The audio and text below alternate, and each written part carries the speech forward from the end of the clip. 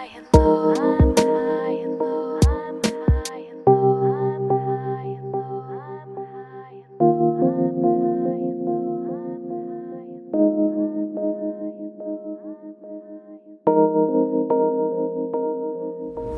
you very much for that kind introduction, Neil. Let me begin by expressing my gratitude and admiration to Professor Pogge, who was here, right back there, for your leadership and your inspiring leadership in this important endeavor. And I'd also like to extend my gratitude to Professor Sandbrook, who invited me to this fantastic gathering.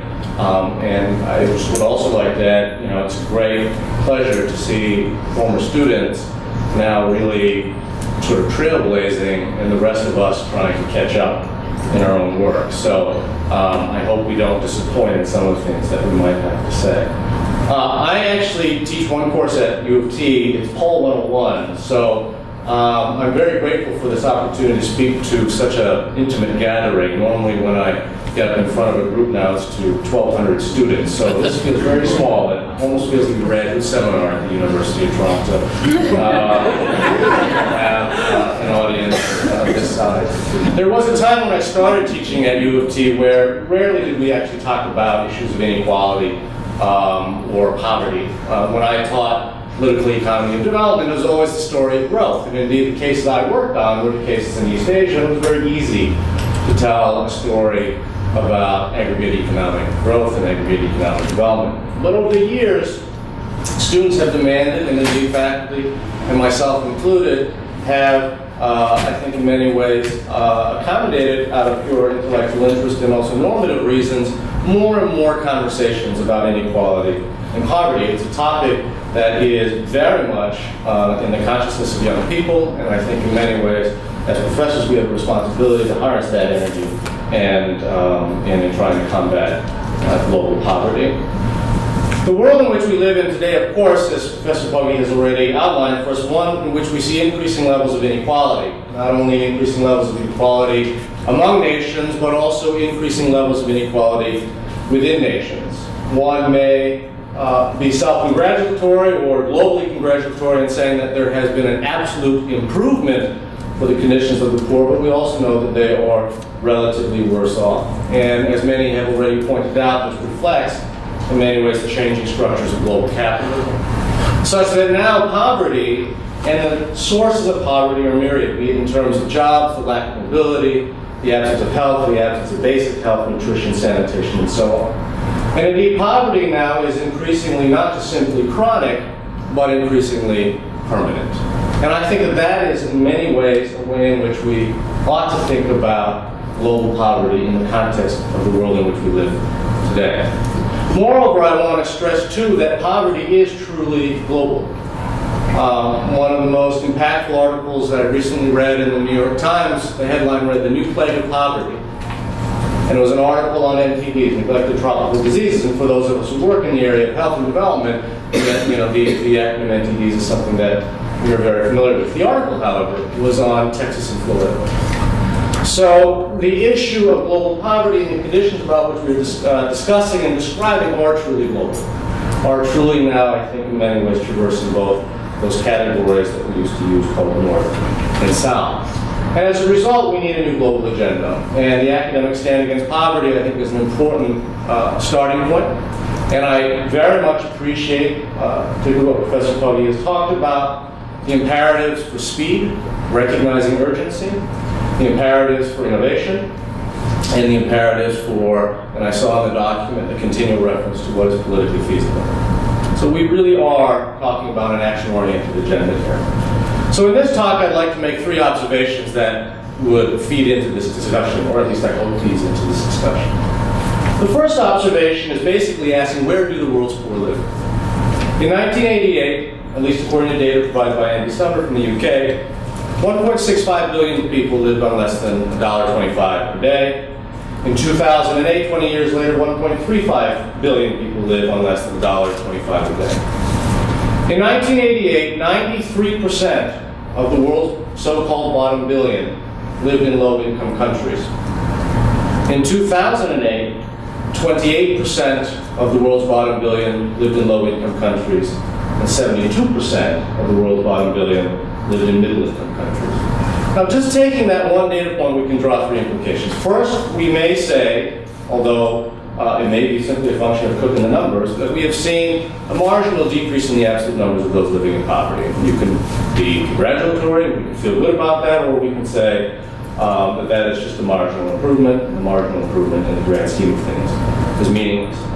The second observation is that there has been a shift in terms of where the world's poorest live. And we've seen a market shift in this. It can't be a function of cooking in the numbers because the shift is just so grand. A shift from the world's poorest people living in low-income countries to now residing in middle-income countries. In fact, really residing in 5 principal middle-income countries, including China, India, and Indonesia. The third implication we can draw from this, then, is that the question of poverty, the challenges of poverty, and mitigating poverty are less and less an issue of aggregate economic growth, as the neoliberal prescription would have said 20, 30 years ago, but it really is now a matter of redistribution. That it simply isn't just about growing poor economies, which will actually lift people out of poverty. We have growing economies, but these economies are now the homes for the majority of the world's very poor. So the first observation I want to make then is that mitigating the effects of poverty is about redistribution. So the second observation is then how? How do we redistribute? The question of redistribution in many ways is not new to us. As I'm constantly reminded, in fact, by my colleagues in Europe, they've been thinking about this, quite unlike us North Americans, for a long time. And the question of redistribution has always been addressed by this great 20th century institutional innovation called the welfare state. And what underpinned the welfare state was also a principled commitment to the political economy of social democracy.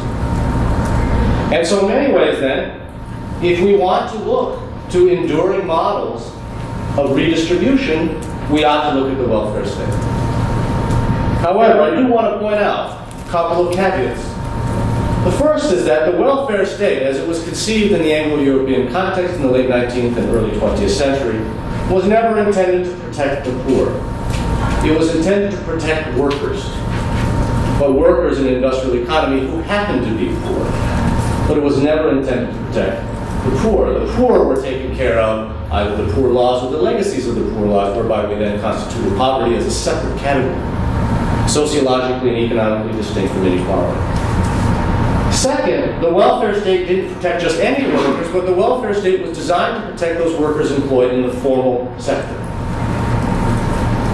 Hence, we see a very tight correlation between unionization rates, density, and so on, in correlation with respect to social spending. Third, therefore, then, the welfare state relied on its fiscal and administrative capacity, if I may be so crude, to extract surplus resources from society and redistribute. That's what the welfare state did. It was a set of institutional mechanisms that extracted surplus and redistributed those surpluses to those deemed most vulnerable. However, if the welfare state was an institutional mechanism predicated on its capacity to administratively, in fact, fiscally extract and redistribute, it relied on, if I might borrow this metaphor from Jim Scott, it relied on visibility. It relied on its ability to see those who were vulnerable, to see the fiscal resources it needed to extract, and so on. This institutional caveat is one that I think is exposed for its weakness when one considers actually the conditions of today's poor, and truly consider today's conditions of global poverty. The first, for instance, is that the vast majority of workers are employed in the informal sector. 75% in sub-Saharan Africa, 70% in South and Southeast Asia, 50% in Latin America. In fact, in the OECD, 80% of net job growth is in the informal sector. So that's the first point. The second is the question of delivery. How do you redistribute resources to those who are employed in the informal sector? The way in which we used to redistribute surplus would be through taxation, progressive taxation, the delivery of social insurance or the management of social insurance through firms and through employers. The reality of today's global poverty, or those living under conditions of global poverty, is one in which, for instance, vast majority, hundreds of millions, are without ID. Hundreds of millions live in slums. In one sense, there's the very practical challenges of delivering social services in slums. Right? People are migrant. People are moving. Moreover, slums are technically illegal dwellings. Slum dwellers, then, in many instances, do not have the legal recourse to make an administrative claim or to make a legal claim on social services. Labor today tends to be migrant. They're not fixed in one place. And this is one of the stresses we now see in the delivery of healthcare in China. So that's the second challenge. The third is on the revenue side. The illicit financial flows that ASAP is now trying to get a handle on. This speaks directly to the extractive capacity of welfare states. Welfare states extracted surplus resources based on reported income. Based on reported income that was funneled through the formal employment sector. The reality today, particularly one of the scourges of inequality, is the prevalence of gray income, illegal income, unreported income. Just to give you some sense as to how serious of an issue this is, one looks at, for instance, in the case of China. If you look at the top 10% to the bottom 10% in terms of reported incomes, the ratio is 9 to 1. Now, there have been studies done by some academics at Tsinghua University in Beijing in which they actually then look at estimated actual household income based on household spending, based on household expenditures, self-reported household expenditures. And it finds that in the bottom 10%, the ratio between official reported and estimated actual is about 1 to 1. But for the top 10%, it's 1 to 4. In other words, then, the gap in official reported income is 9 to 1. But if you include gray income, it equals 26 times. So the official Gini coefficient in China is 0.45, which has the regime alarm. But some have estimated that's as high as 0.6 if one considers gray income. The implications with respect to the welfare state are important here because it's estimated that gray income, money that is being spent and circulated in China, is equal to 25% of national product, or about $1.5 trillion, invisible, fiscally beyond the reach of the state. My key point here in the second observation, then, is that the current form of global capitalism has created new sources of invisibility. Blind spots, if you will, in the welfare state. That what global poverty means is that it means metaphorically invisibility, it means political invisibility, it means fiscal invisibility, and in the words of Arjun Appadurai, in his work on slums in India, physical invisibility, as he writes, quote, "A host of local, state level, and federal entities exist with a mandate to rehabilitate or ameliorate slum life, but none of them knows exactly who the slum dwellers are, where they live, or how they are to be identified." So it's a type of physical invisibility as well. So the welfare state as an institutional innovation to redistribute was a phenomenally successful set of institutional innovations for a certain kind of global capitalism, and one that no longer fits with today's challenges. Which leads me to my last observation. The problems and the sources, in many ways, of global poverty are not that complicated. We know, for instance, that you can drastically reduce infant mortality rate if you simply pay attention to sanitation, the delivery of primary health care, K-6 education or the equivalent, and some attention to nutrition. And you can drastically reduce infant mortality. This is not rocket science. This is not stuff we don't know about. These are simple problems, but they require complex solutions. The redistributive burden is not high. Right? We're not asking we're not asking the haves to give up so much. In fact, it doesn't even require so much to vastly improve the conditions and ameliorate the inhumanities of poverty. The question for us, however, is we don't know how to do it. It remains an arduous question of implementation. And therefore, I think in many ways, the focus on innovation in the documentation and in the ASAP is critical. We need innovation solutions. Now, innovation kind of has a bad word, I understand. I just wrote a whole book on biotech innovation, in which what bothered me the whole time was the complete lack of any attention paid to the distributive consequences of innovation. But if we can think about innovation and the distributive consequences of innovation and the redistributive potential of innovation, we have a new innovation agenda. And we can, in fact, begin to think about some of this important work that needs to be done. So let me finish then by just telling you a little bit about this group that I'm involved with, a research group at the UofT called the Global Innovation Group, a very informal group, no institutional moorings at all. We fund all our own research out of our own grants. And it's a group that comprises colleagues from engineering, from medicine, and from management, and from the social sciences. And we are all on the same page normatively, but we see the world through different lenses. And we are working on this idea of innovating for the poor. On one level, it's very analytical work. On another level, it's an important empirical undertaking in which we're trying to inventorize, basically looking around the world through our postdocs, through our PhD students, through our own field work, trying to inventorize different solutions that have been implemented and trying to deduce or infer or generate lessons that we might learn. What can we learn, for instance, about conditional transfers, conditional cash transfers as a policy innovation? Is there anything to learn from the mobile banking initiative in Kenya, the M-Pesa banking, as an innovative marketing solution, whereby you actually have now rural populations banked, largely because of an initiative that was marketed to urban dwellers in the form of remittances back to the countryside? Is there anything that we can learn from our colleague Stan Slotkin, who's involved in this research group working in micronutrient powders? And how do we collaborate between international organizations like UNICEF, national governments, and local governments? One of the colleagues in this group is reinventing the toilet as part of this Gates Foundation challenge. And she has found, or we have encouraged her to think, that the toilet is actually the technical challenge, is the easiest part. The hardest part is getting people to use it. Is getting this to be a sustainable distribution project, right? And these have been some of the challenges that we've had to face.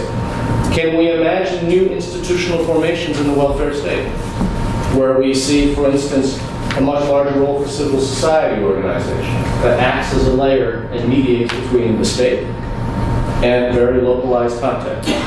Can we even learn from private nonprofit initiatives, like certain hospitals in southern India, or even General Electric's efforts to create a handheld ultrasound machine?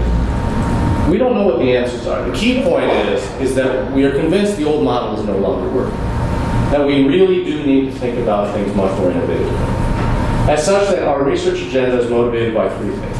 The first is we expect disruption. We expect this to be uncomfortable. We expect to have to confront our own ideological predispositions in trying to generate new innovative solutions, new policies, new institutional forms, and new politics. Second motivation is that it's truly global. This is not a conversation between the North to the South.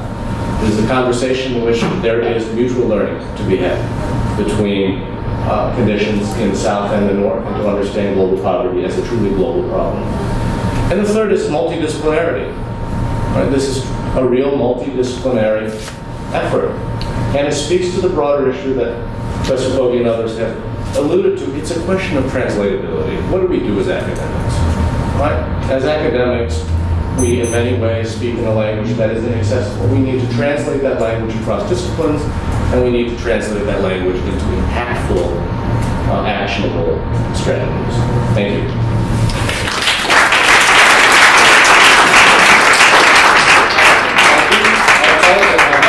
Actually, at UofT, we're doing a thing for high school students called Global Ideas Institute, in which students work on these sorts of issues, and I have to give a talk there at 4 o'clock, so I have to run back. So if there are any questions of clarification, I'd be happy to take them now, or condemnation, that's fine too, I can accept that. I'd be happy to take those now.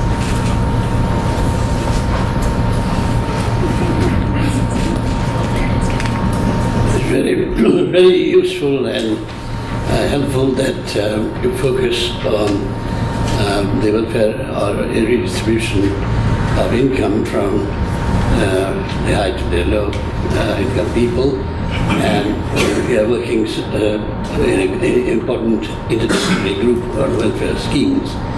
But I would say that there are some limitations because it's all right for countries with a little higher income like China or East Asia, but in countries of South Asia and Southeast Asia, incomes are not high enough for this kind of redistribution to go very far in poverty alleviation. The more important thing in life is, and also in a dynamic sense in the future, the employment is creation of employment, and employment not just in the high wage sector, but as we discussed earlier, in the low wage sector and in the informal sector, and taking people out of underemployed agriculture. It's not a question of abolishing unemployment, that's not the issue in Asian economies.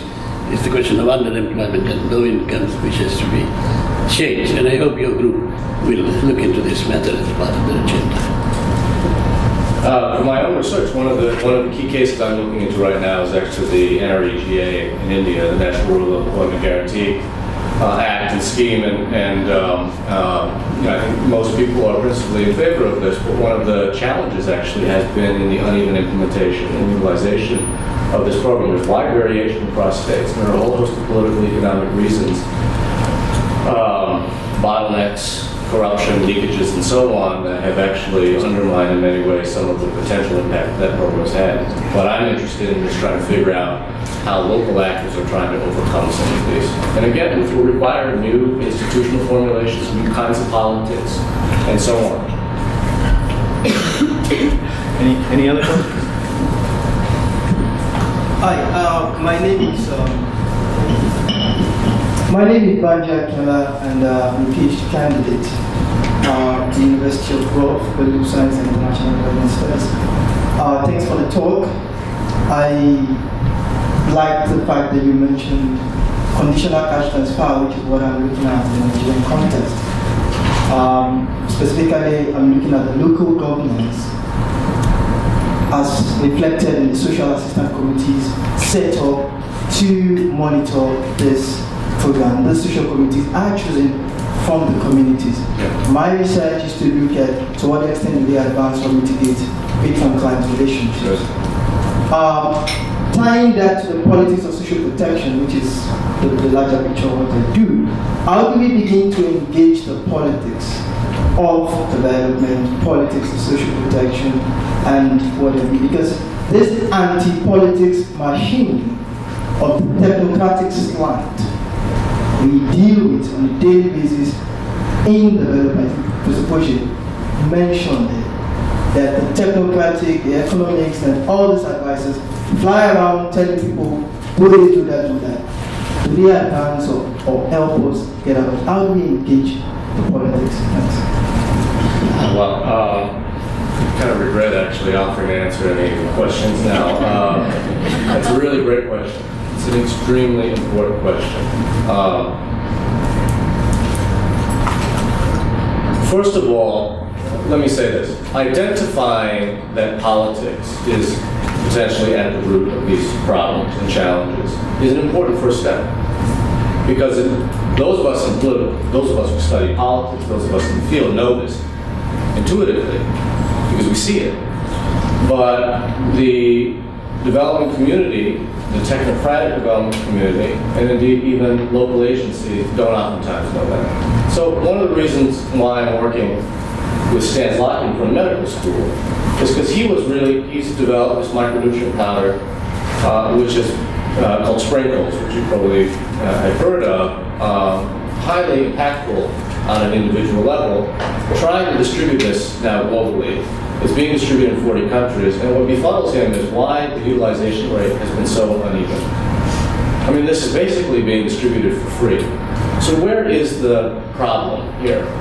And that's how we actually got introduced, because he wanted to talk to political scientists, because he figured, after now being in the field, that the answer had to do with politics. Had to do with a lot of the sort of patron-client relationships that you're talking about. It requires the breaking of those patronage ties through these more intermediate institutions and new formations, right? But a lot of this stuff is being experimented on locally right now.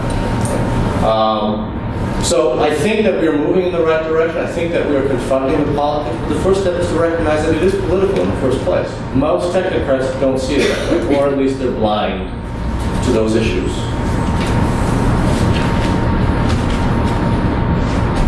Yep, we have time for two more questions. Thank you, Professor, for this excellent presentation. My remark is about the extractability of the state, and of course the declining ability of the state itself. As you mentioned, the informal sector is becoming the most significant one, to the point where the state has really little means of collecting taxes and redistributing to population, and this is really an important element in Africa. Yeah. And the second important issue, I think, which you mentioned, is that when the economy grows, perhaps also in the same way, the increase in poverty. For example, in Africa, people tell you the economy is growing by 10%, by 7%, by 8%, but the number of people who live in poverty is increasing. As rightly mentioned, many people simply earn money in a legal way, they don't pay taxes. So there is a contradiction between growth and poverty. Another important issue I would like to ask you is, after the declining state for 20 years, some African countries now say China's model may be the best way of dealing with the problems. For example, many people officially say developmental state, which doesn't really consider human rights and democratization. The Chinese model may be the best way of dealing with poverty issues in Africa. Knowing your knowledge, of course, your expertise, how far this contributes really to deal with real poverty in a continent like Africa? China is oftentimes congratulated and often unapologetically self-congratulatory in saying that it's lifted hundreds of millions out of poverty, raised that threshold to $2 a day. 45% of Chinese still live under $2 a day, roughly 600 million people. So the evidence is a little sketchy, depending on how you want to count. And I think you answered the question. In the absence of human rights and democracy, in the absence of rights, you miss that component. You don't have that political component which allows for the type of institutional innovations and new formations that we would expect. And China is in many ways now experiencing those bottlenecks in a very serious way. So I wouldn't recommend it. We have time for one more question. Are there any more questions? Hi, this isn't a question. This is related to the question that came just before this one, and the connection between scientists and political scientists, and your point of trying to figure out why products are being introduced for free into markets where it's being used as readily. And I think that was a good point. There is a connection there. And also would be interesting to look at how systems of distribution already exist, economics as they're perceived in those villages, and the input of people from those places into how that should work. Now I've read somewhere, and I don't know where, and I can't remember what the product was, that there was a study done where products were being distributed for free and not being utilized as highly as the distributors thought they would be. And the reasoning was that the individuals who were getting the products for free thought because they were free, they were either being forced upon them or there wasn't as much value, and would have preferred, according to that study, to have paid something for them to have gotten them for free. Yeah, actually, just a very quick response, because I know that other people have important things to say. Cost actually has turned out in our research, cost actually is one of the it's not nearly as predictive of a variable as we would think, material costs, that there are other transaction costs involved. One of the best examples of field study we did on a vaccination campaign, or a diagnostic screens campaign in Tamil Nadu actually, and one of the concerns was, this group had done a 2-year epidemiological study, identified the 10 most prevalent illnesses, catered the diagnostic screens to them, zeroed out the cost, and found utilization was very low. And doing interviews interviews with villagers, you realize that, in fact, material costs are not zeroed out because of time of travel and so on, but also diagnostic screens are a way of preventing something in the future. So, in terms of risk, it seems rational, but when, as is explained to us, given the transaction costs, why would we expend those costs when the best case scenario is there's nothing wrong with me? And it makes total logical sense, actually, when one considers risk scenarios under different conditions, under different socioeconomic conditions. So it has nothing to do with material cost, actually, but it has things to do with what poverty entails with respect to risk and other transaction costs. And values connected with those. And values, sure, of course, sociocultural values and so on, absolutely. Thank you. Thank you. Well, I should begin by apologizing because I will not be saying very much about connecting the local to the global. Instead, my presentation will suggest that it's futile to seek a compromise or a... Excuse the mic. Right. The mic. Use it. Put it up. Too far from your...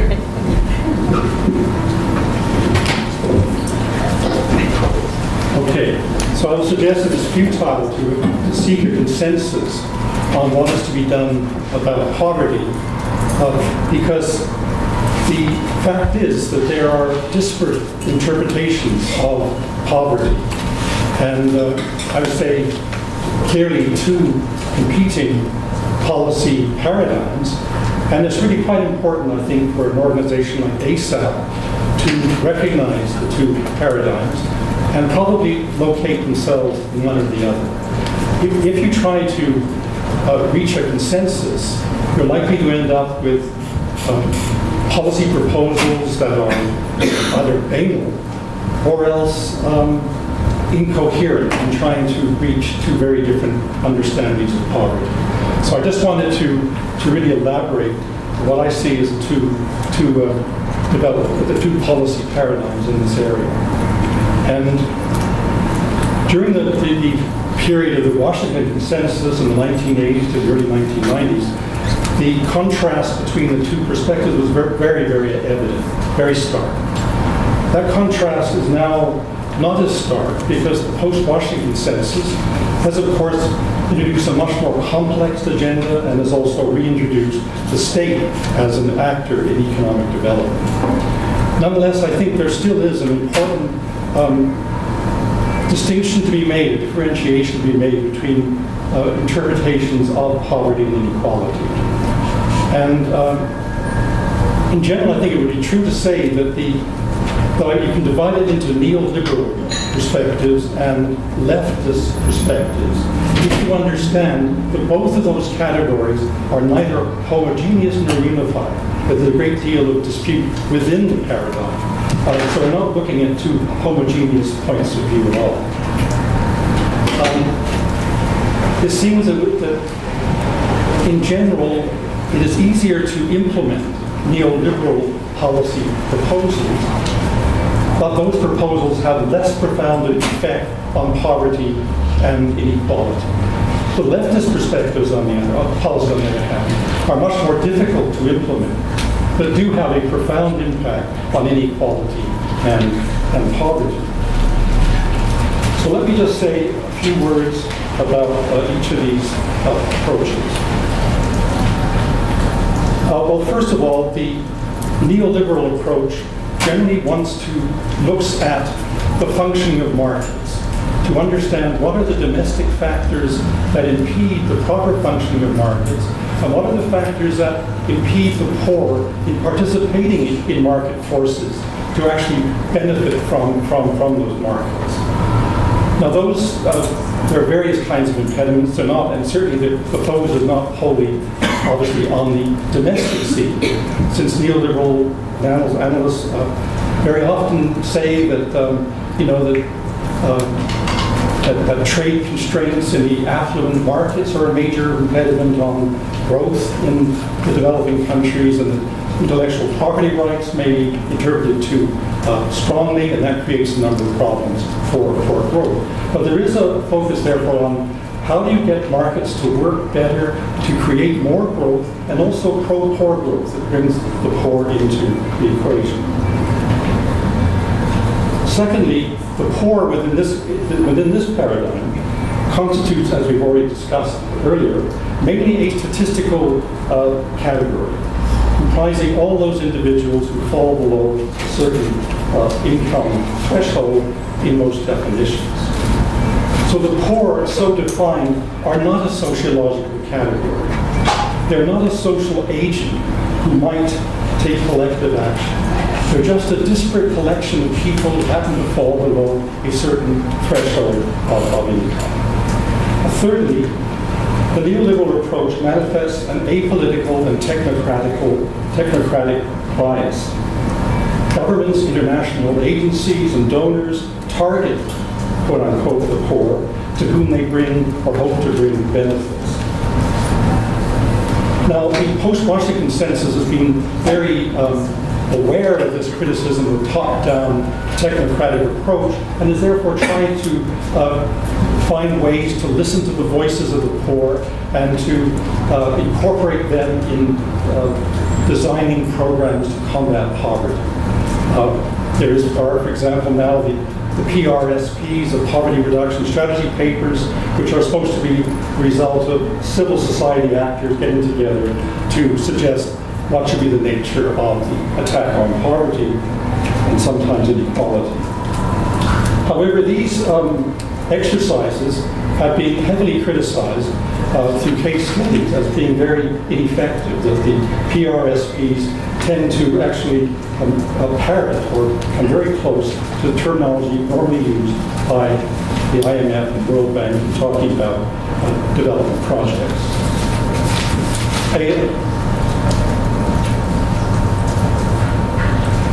Fourthly,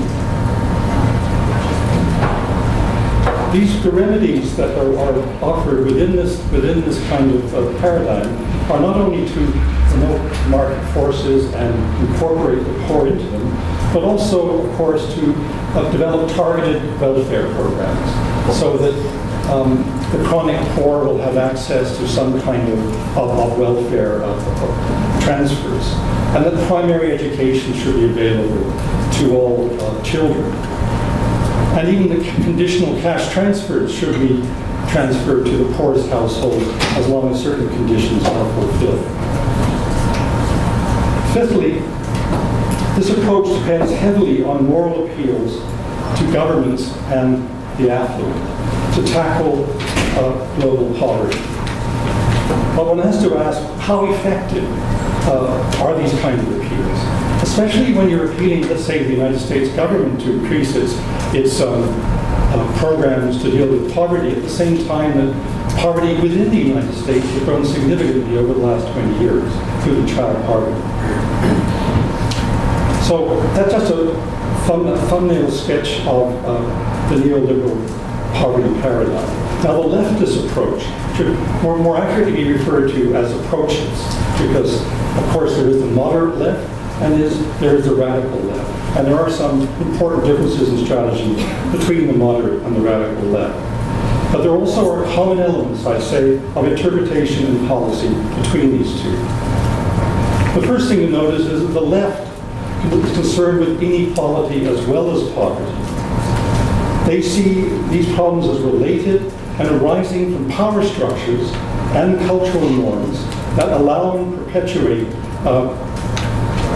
nationally and transnationally the privileged position of the existing poverty classes. So the focus is very much on power structures and inherited inequalities and how those are passed on generation after generation. So secondly, of course, the way to achieve a more just society, that is one with significantly less in the way of poverty and inequality, is to tackle the existing power structures. And that means, in the case of the moderate left, trying to abolish neoliberalism, but not capitalism. And on the part of the radical left, to abolish capitalism in general. So that of course, is how they differ. The moderate left focuses mainly on income redistribution from taxes, the creation of good jobs, and universal social programs. And I'll come back to universality in a few minutes. The radical left focuses, yes, on income distribution, but also on asset redistribution, because there's an important difference between the two.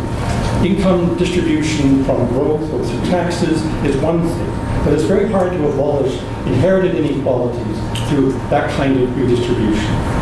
To redistribute, to really dissolve inherited inequalities, you need to also redistribute assets. And of course, where land is highly concentrated in largely rural societies, then land is the most important asset that has to be redistributed. So the left, in thinking about poverty, focuses on the politics of poverty redistribution and eventual eradication. And I think three aspects are critical for the left's political strategy of dealing with poverty. The first aspect is social movement activism. The idea that only the autonomous organization of the excluded groups in society can provide them with voice and presence within political life, which provides then the possibility of there being a real poverty amelioration in the longer term. So, of course, the focus is on trade unions, as you would expect, but also peasant associations, associations of landless laborers, feminist organizations, indigenous peoples organizations, informal sector worker organizations, and so on. The whole range of organizations intend to self-organize these groups in their own interest. Second part of the left's political strategy of dealing with poverty and inequality is the formation of a cohesive left-of-center party or coalition that is able to mobilize a cross-class coalition behind a programmatic appeal, which inequality and poverty and economic insecurity are the prime elements to be dealt with. The main point here is that the poor by themselves are very rarely strong enough or well enough organized to actually themselves overcome poverty or be powerful enough to support a party or coalition that could bring about this goal. So that there is a necessity on the left to be successful in poverty, in dealing with poverty, of mobilizing elements of the middle class and of course the organized working class as well, behind a program of greater equality and greater economic security. Now the question is, and I'm talking of course about the left operating within a democratic or quasi-democratic society. The question is, why would elements of the middle class associate themselves with a left party or coalition in such a program? And the answer to that question is that one cannot expect, the entire middle class is very, very, very category, so hard to define, to rally behind a party, a left-of-center party. But on the other hand, there are many sectors of the middle class who suffer from extreme economic insecurity. In other words, they are subject to processes of impoverishment which are very evident to them. And therefore they're very susceptible to a program which wants to create greater social protections for all citizens and universal programs. So it's those elements of the middle class that feel vulnerable to economic impoverishment that are most likely to rally to the left, as we know from the experience of Latin America since 1998 especially. So we're talking about, for example, white-collar employees who are often laid off or could be laid off, struggling families whose educated sons are unemployed, small businesses that cater to the needs of the poor and the working class. And we also have to bear in mind here that many of these countries have been subject, since the early 1990s, to periodic financial collapses, which has led to the impoverishment of large sectors of the middle class. And that impoverishment is a dramatic loss of income for them, and it has taken several years, in many cases, especially Argentina, let's say after 2001, for the middle classes to begin to reconstitute themselves. So the volatility of markets itself is a very, very important aspect of why the middle class, in substantial numbers, is often willing to vote for the left-of-center party. For example, consider the middle class in Venezuela. There's an enormous amount of survey research on public opinion in Venezuela, who votes for which party. And is the case from these surveys, we know that a substantial sector of the Venezuelan middle class has voted for Hugo Chavez in every election since the first one he ran in 1998, including the last one, just over. In that last election, more than a third of what the opinion poll designated as middle class voted for Chavez. And even those 15% of the well-off segment of the population voted for Chavez as well. And this is also true of the Workers' Party in Brazil, with a large middle-class constituency. Now, the third aspect of the politics of party reduction is, of course, a coherent ideology of the just society and how it may be attained. Now, it's important in order to gain a cross-class alliance that the ideology do more than simply take poverty reduction as a central goal, have to other goals as well. And the more encompassing vision, which is generally put forward, especially by the moderate left in Latin America since the beginning of the 21st century, is social citizenship, i.e. the view that all its citizens possess not only civil and political rights, but also social rights.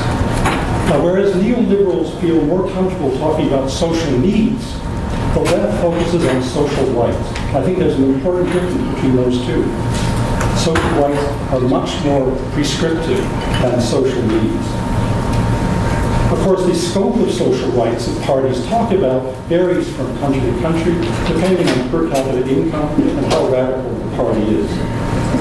However, in general, one can say that universalism is an essential aspect of social rights in these countries. Universal programs, as is very well known, build social solidarity among the lower classes and the middle classes. So they are important, solidarity is important both as a means to expanding social protections, but it's also an important goal on the left, the kind of fellowship that can come, kind of cohesiveness of society with lower rates of crime that you find in societies which are socially cohesive. Now, some of you will immediately ask, can less developed countries afford universal programs? Aren't we simply too poor to, in fact, engage so much? Well, the United Nations Research Institute on Social Development did a massive survey on poverty and inequality programs, came up very firmly in terms of universal programs, and pointed out that, of course, some programs can begin in a very modest way, but they can be phased in over time. There's no need to have a universal program all at once.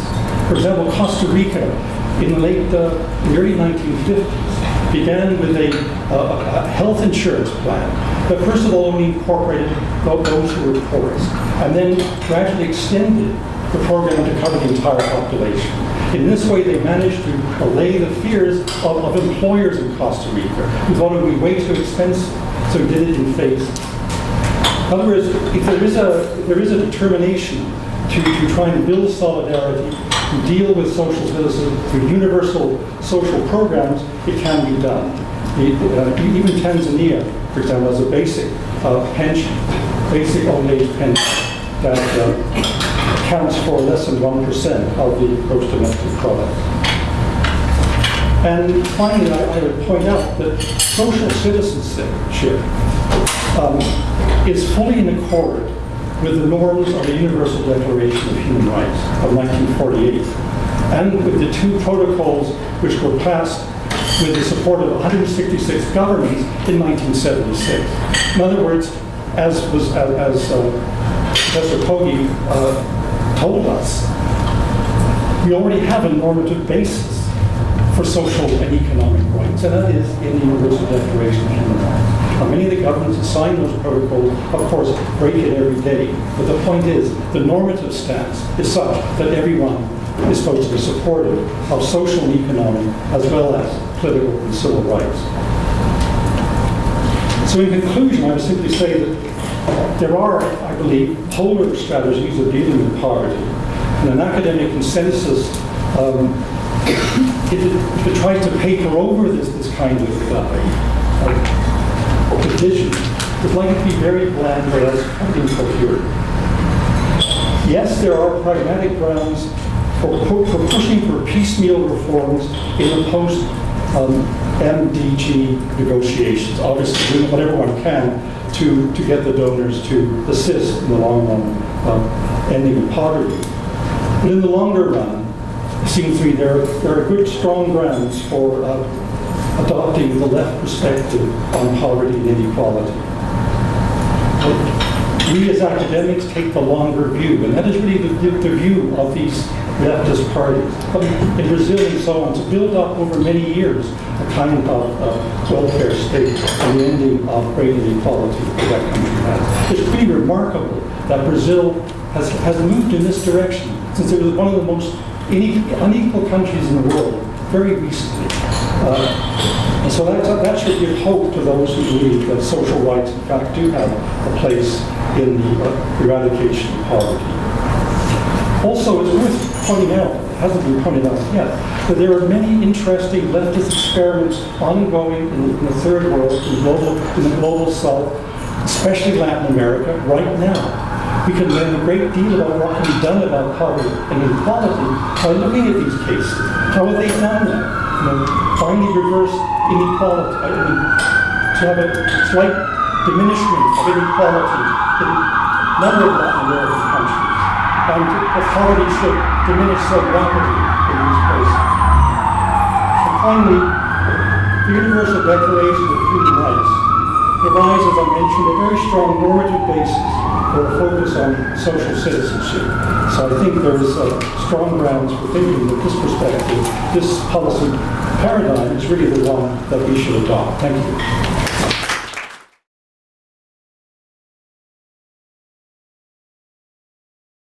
So it is also really a great honor for me to be here. I think what I want to present to you will speak to several things that I heard in the morning session.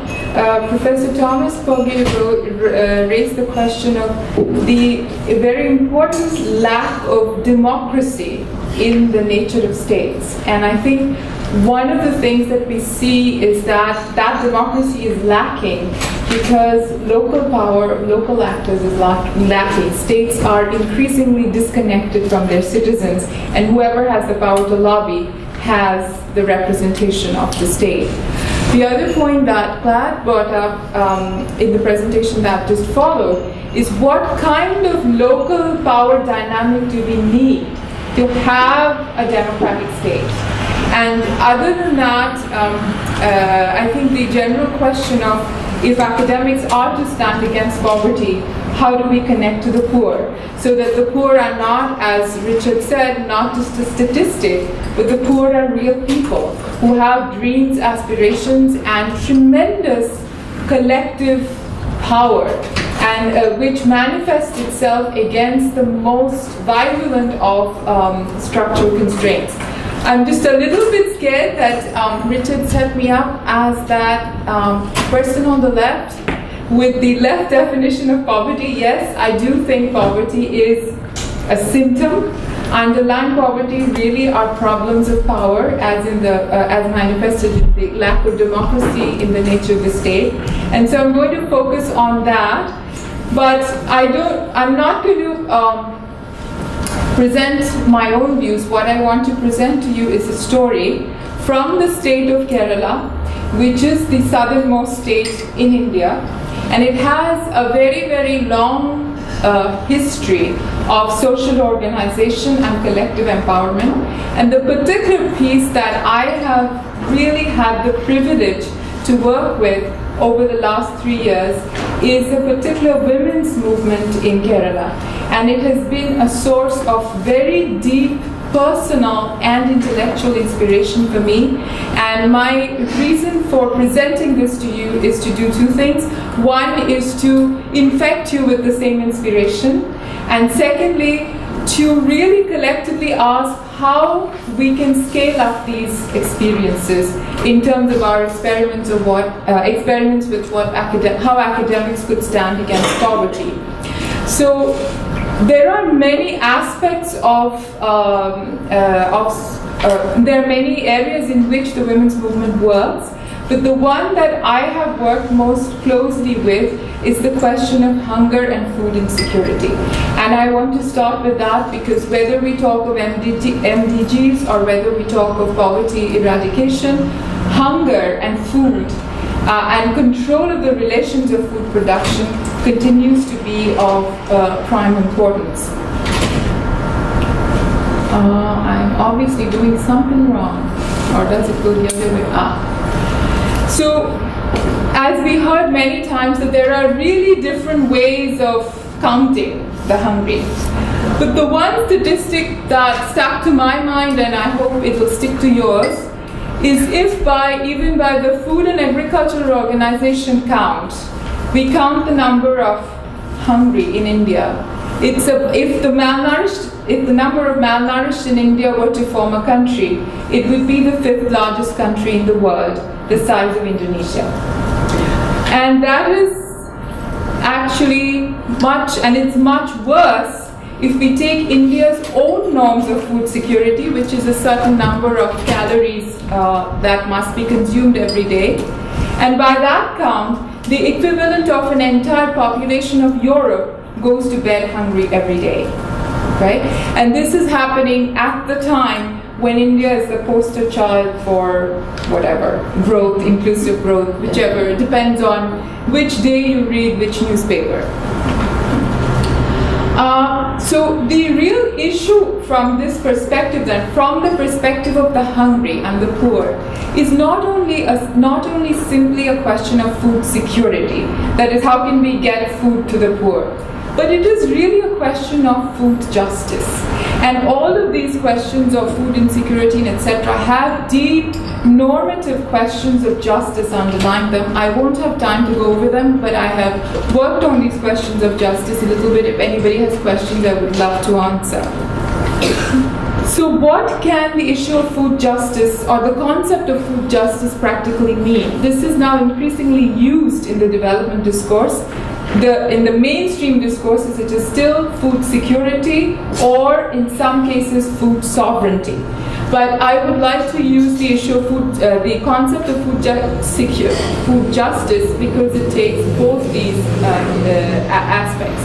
So the first aspect is distributive, as was talked about many times, that there is a basic principle of distributive justice, as what happens in India and maybe in many other countries, that grains rot while people die.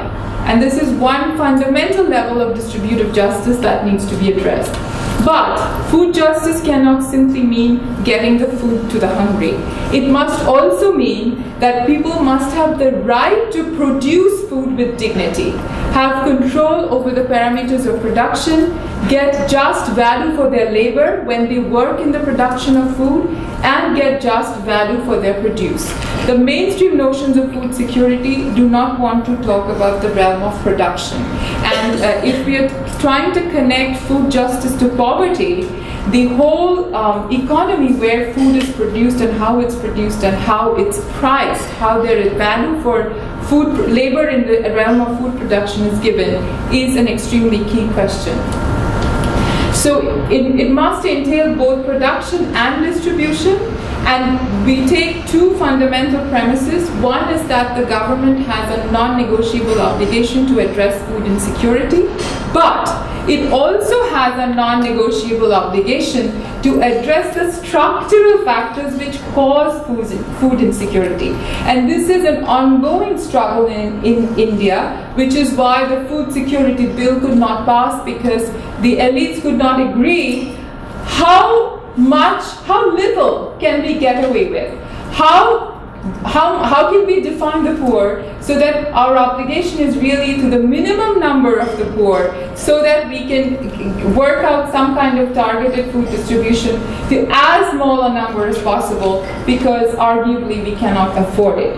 Now, all these counts, as we know, are arguable, contested, but the bigger question is that why would not people have the right to produce their own food with dignity? And when they do produce food, what kind of value do they get from the labor which goes into production of food?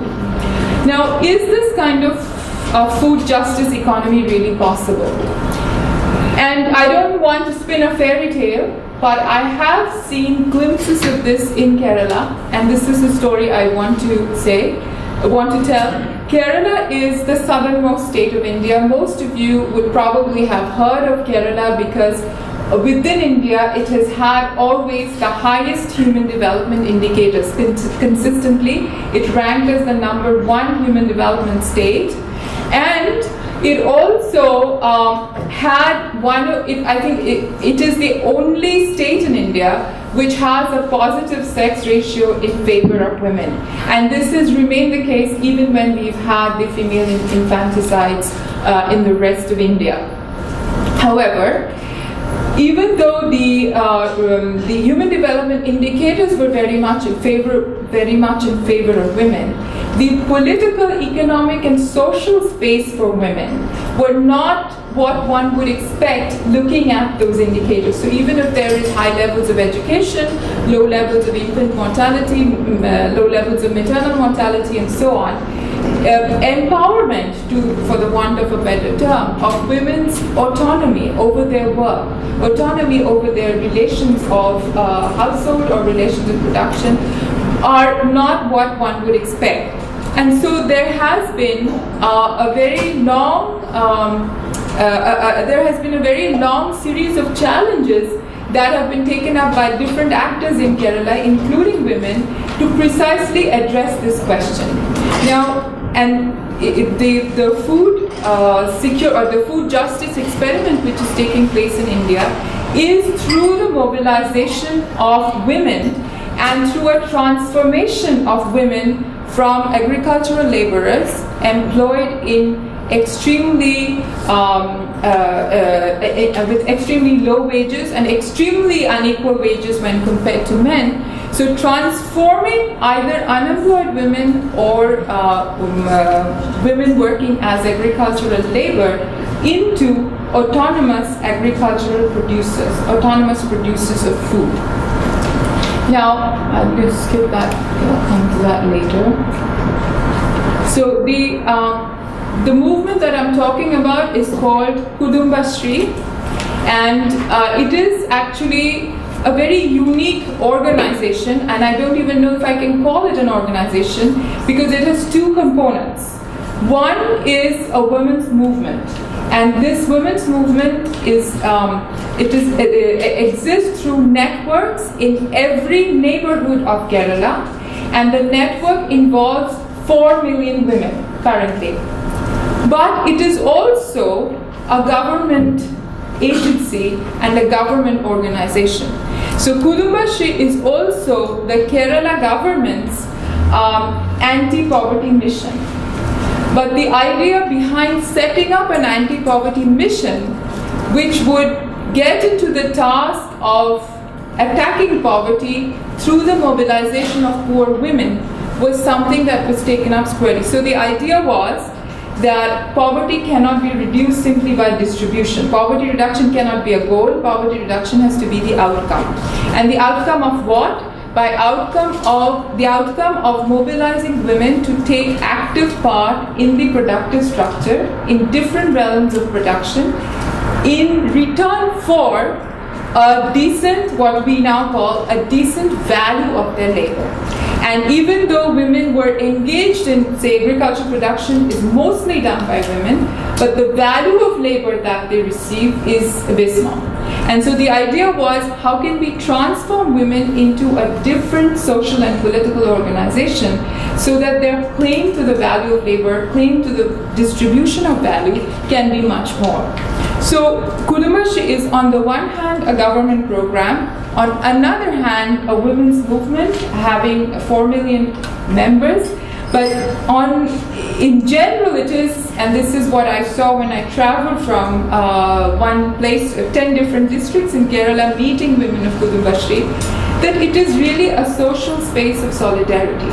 That women basically come into small groups, they start with small groups, and then they have in Kerala everything is very organized. You can ask Anil. By the time you finish a phone call, they would have organized a structure of an organization. So basically it's extremely organized. So women start from neighborhood groups, then a number of neighborhood groups form a second tier of organization, then which is called area development societies, and the area development societies then come together to form what they call a community development society. And this takes place in all 14 districts of Kerala, and 70 to 80% of the women members are not only below the poverty line, but most of them, a very large percentage of them, also belong to the low caste, and many of them, not only low caste, but also in occupations which have a history of social ostracization. So the way I have seen Kudumbashi is really that social space where what I call the doubly, triply marginalized, so you're a woman, a low caste, belonging to low caste, sometimes minority, and also usually not having an income or having very little income. So it is the place where these women come together and claim their space. This I think I also already have done. So what happened during the right after 2008, when the food crisis became global, and Kerala is a state that is actually very dependent on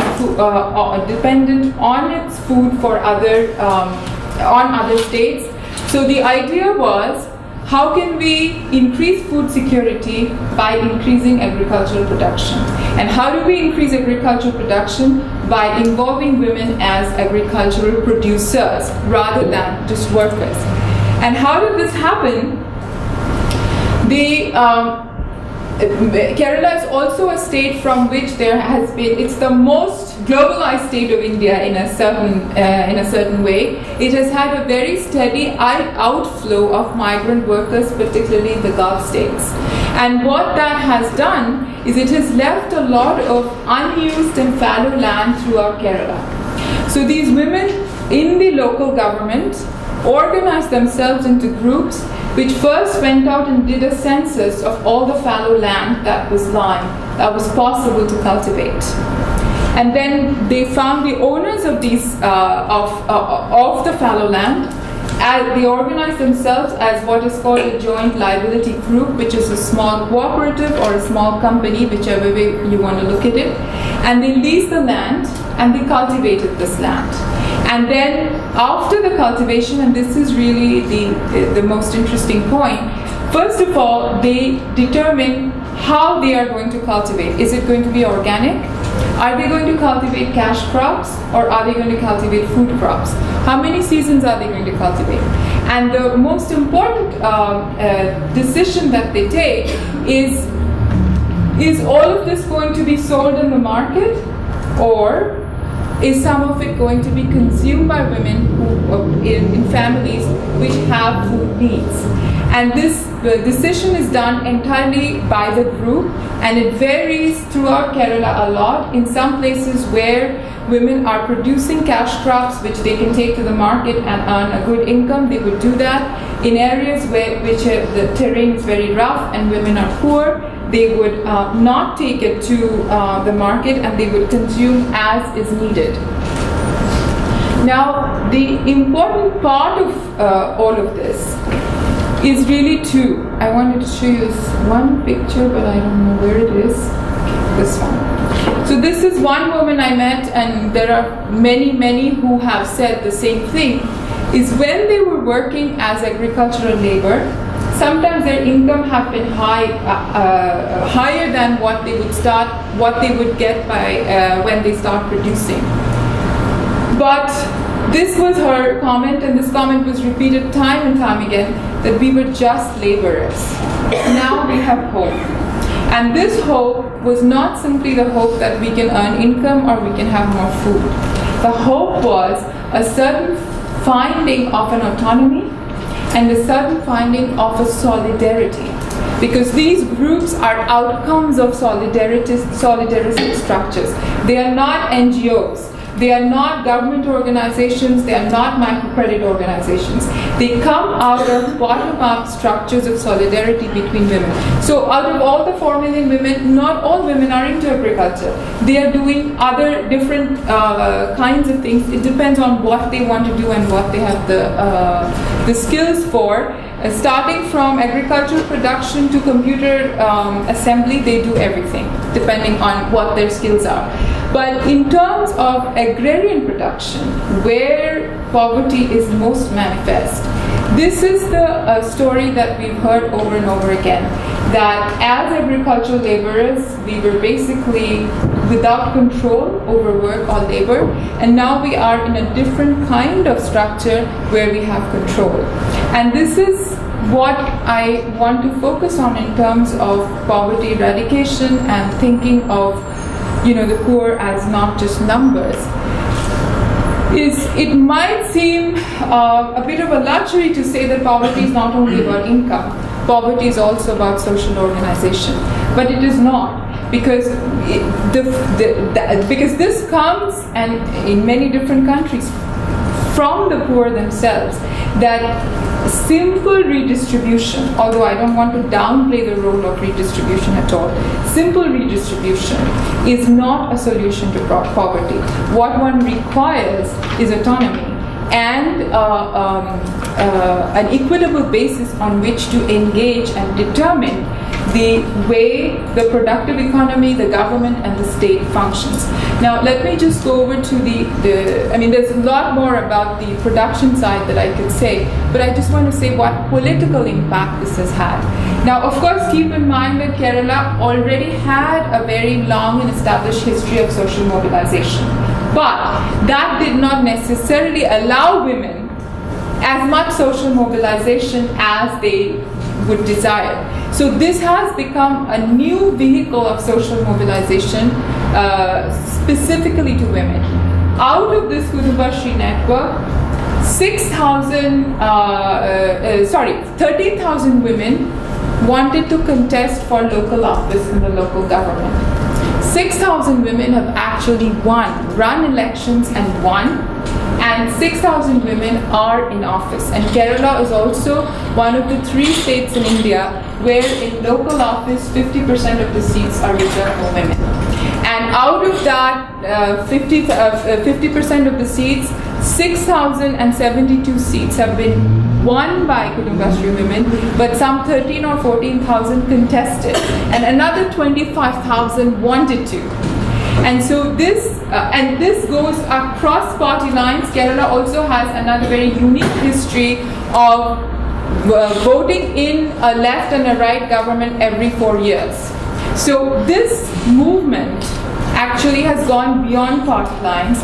The women who are in local government office are across party lines, even though people believe that they have a very strong left orientation. But the thinking is more a citizen's claim to the state rather than left and right. When I first arrived in Kerala, I met a leader of a local government, and I said, it's so wonderful to see a state in these heydays of neoliberalism. And she told me that this is because in Kerala, the state has been built up by the people with their own hands. And this is very much the feeling that permeates in the women itself also. Now, one thing I should say in terms of, so how does that local, women being in local power affect poverty then?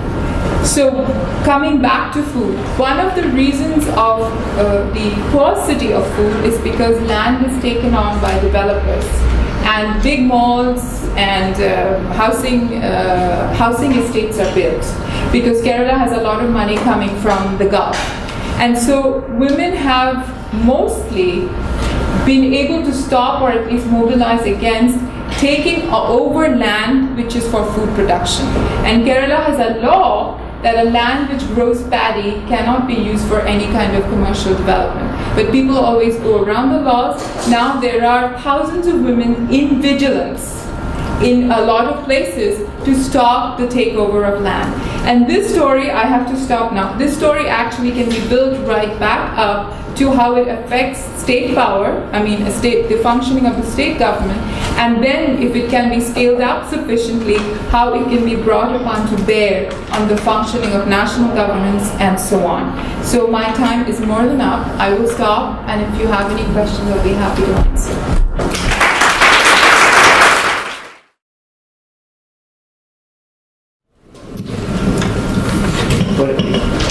Good afternoon, everyone. My name is Charles Sewell. I'm a PhD candidate in Ryerson's Environmental Applied Science and Management program. I'll resist the urge to ask a purely environmental question because I realize you're all social scientists, but it does have its roots there. In particular, Professor Sandbrook, you mentioned Venezuela and Brazil as two nations which have, depending on who you ask, made considerable strides in lifting people out of poverty.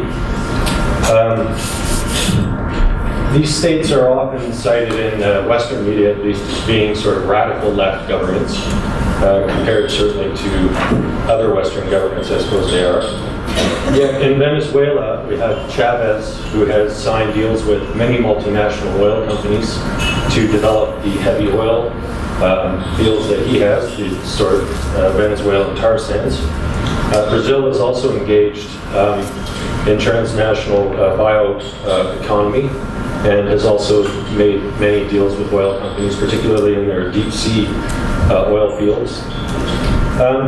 My question is, how successful can long-term anti-poverty strategies be that rest on energy prices which are themselves tightly tied to a weak and unstable global economy, and from their money from sources, energy sources, as I mentioned, the heavy oil fields, which we are trying to phase out in general at the same time.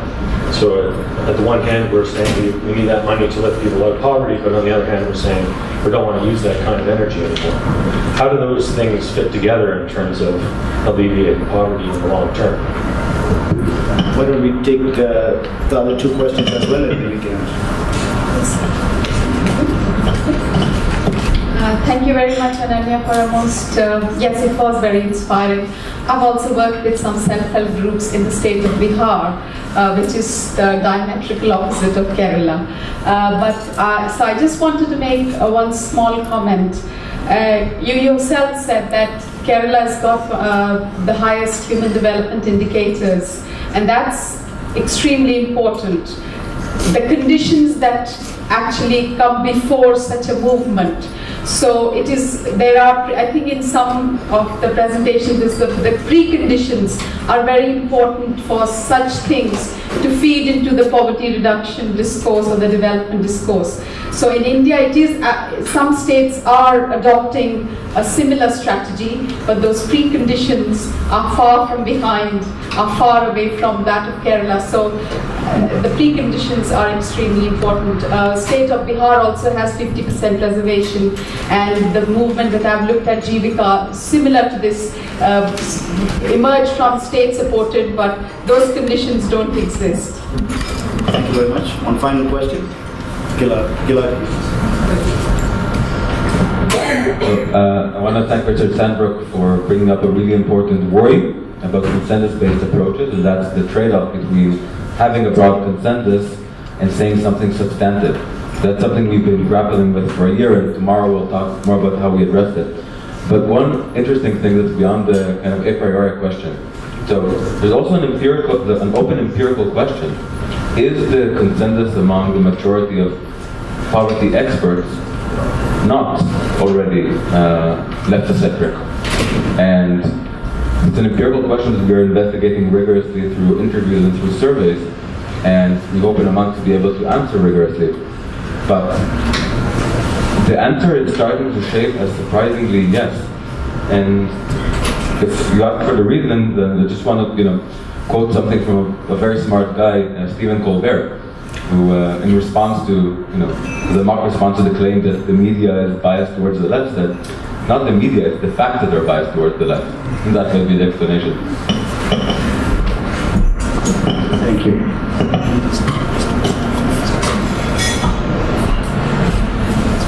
Well, on the environmental issue with respect to Venezuela and Brazil, unfortunately these regimes have placed poverty reduction well highest priority and have a very little concern for environmental destruction. So, these regimes on the left are far from blameless in what they do. And the way that the Brazilians have pushed hydroelectric power in the Amazon has led to all kinds of problems. And more as time goes on. So, unfortunately, I can't say that either Venezuela or Brazil has a very good understanding of ecological demands. So, full speed ahead for growth and for poverty alleviation. China as well. China too. China too. On the issue of whether the consensus of social scientists with respect to poverty is already on the left, it really depends on which groups you're looking at, because it varies so much from one conference to another. However, I realize that I'm new to ACEP, so I'm looking forward to tomorrow to hear more about what your views are. So leave it there.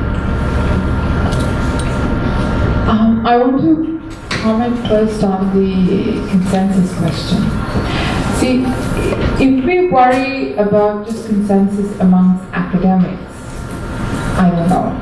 But does it matter? From the presentation that Thomas made, if we look at the numbers, most of the world must agree because they are the poor. And part of the problem, which is really a fundamental problem of justice, is that the poor are excluded from any consensus on any global policy, and the extreme case is, as you said, complete regulatory capture.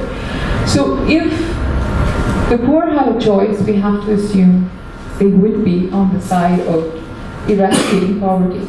Maybe that's the consensus we work with. Whether we can agree, whether we can come to an academic consensus for this particular group, maybe should be our secondary worry. And the prior worry should be, how can we go forward? Because there is enough of a moral imperative to do that. The other question you asked, so the preconditions exist, what can we do? See, Kerala is a case, yes, the preconditions exist, but then, if we look the world over, there are a huge number of movements which have achieved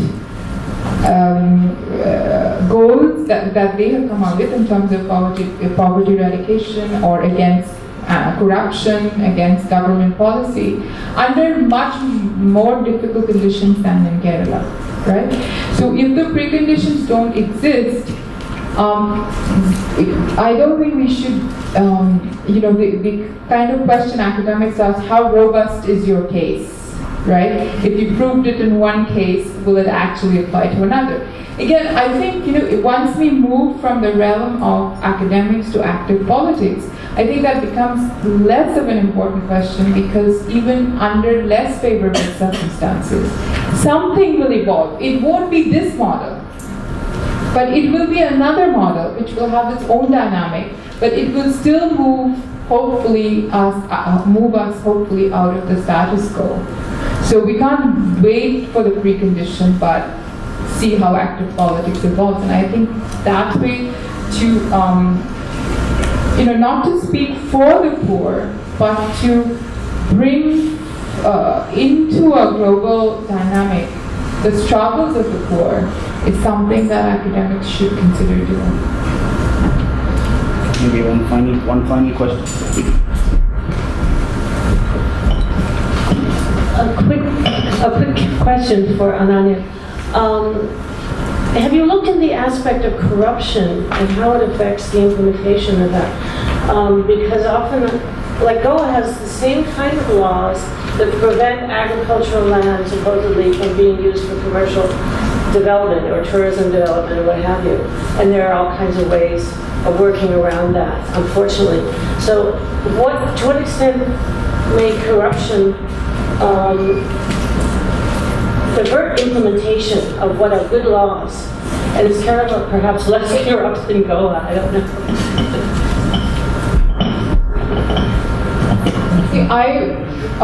I mean, there are definitely violations of that law because, India, the so-called growth, this is what's been happening. Huge real estate project development. I mean, Kerala has 5,000 square feet of shops that sell gold brought from the Gulf.